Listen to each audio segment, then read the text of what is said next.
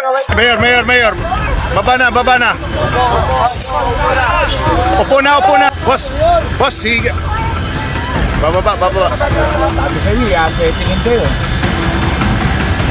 Let me point you to a very dangerous berthing area which is prohibited.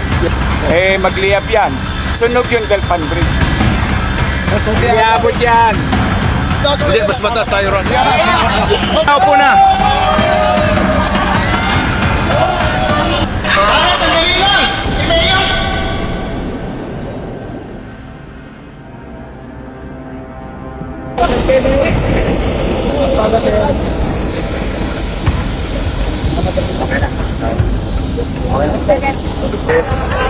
Sabi kayo, i-assettingin kayo.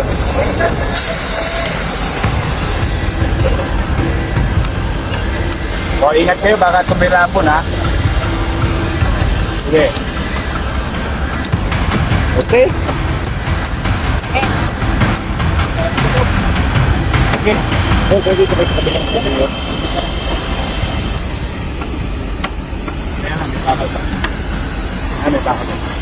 Hey!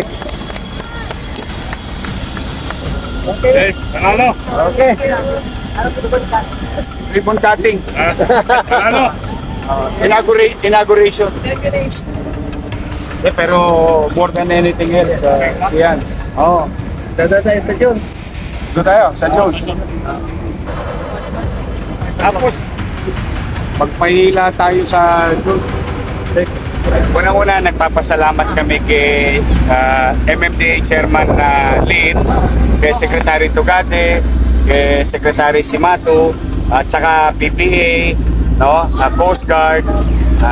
Ito parang collaboration of the national government and local government to literally address the problem of obstruction here in Pasig River.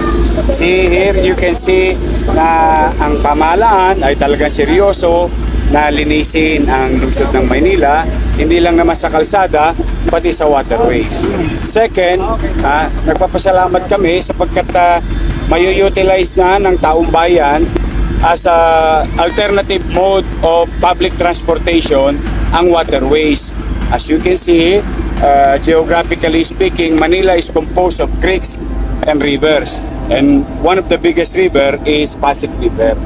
So nakakatuwa, napapasalamat kami sa kanila kasi talagang tinutulungan nila kami. You know, we may have rules and minsan may cuts kami, but without resources like this, na pwedeng galing sa national government, di ba? Malilinis din natin to naturally, one way or another. Tingnan ninyo, let me point you to a very dangerous berthing area which is prohibited. Yes, as you can see on your right side, these are all petroleum barges. So, can you imagine they're under the bridge?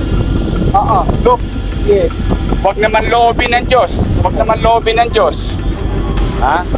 Magliyab yan.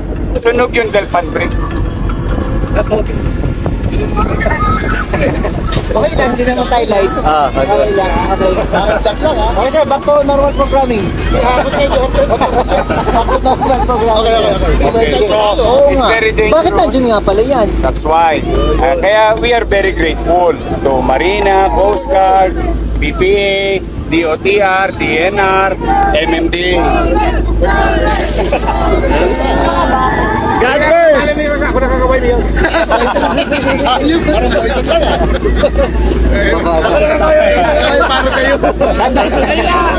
Anyway, so that's why I think it's high time to address this, no? Even the ILG is here. No, they're really helping us. So malaking bagay ito para sa lungsod ng Maynila.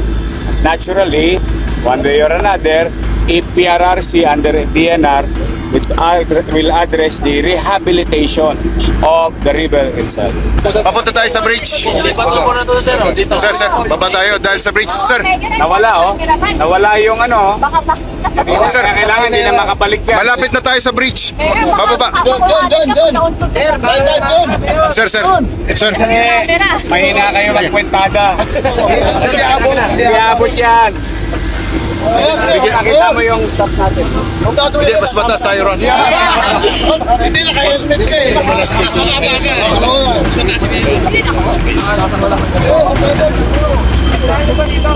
Basta't kaya to, ito yung ano mo, sukatan. Sa gitna!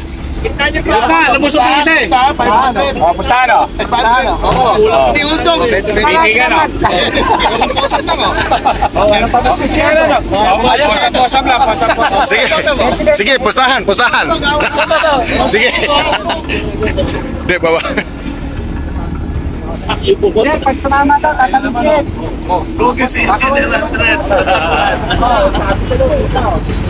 Hindi, boss, sige. Baba. Mayor. Baba na. Upo na.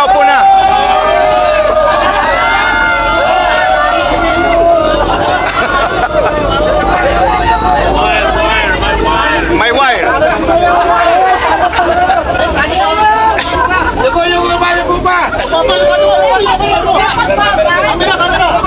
Kamera! Sige. Ayos, sige! Oy.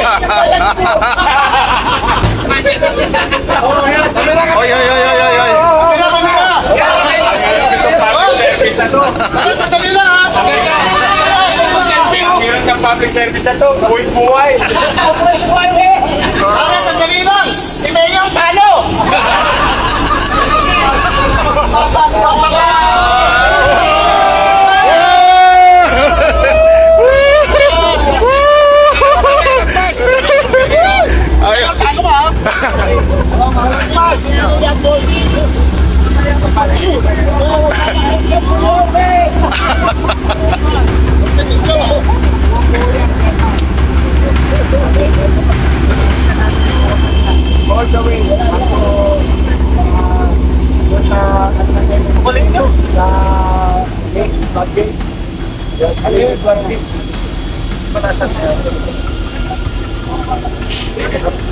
Ano?